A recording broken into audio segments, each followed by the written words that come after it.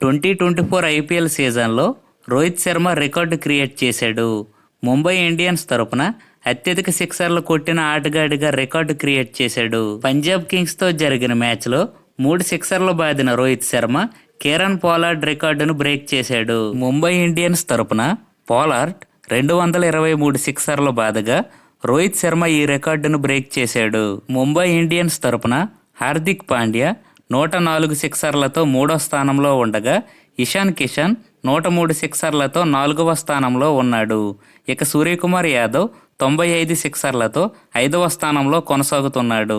ఇక ఐపీఎల్ చరిత్రలో అత్యధికంగా క్రిస్ గేల్ 357 సిక్సర్ల బాదగా రోహిత్ శర్మ 275 సిక్సర్లతో 2వ స్థానంలో ఉన్నాడు.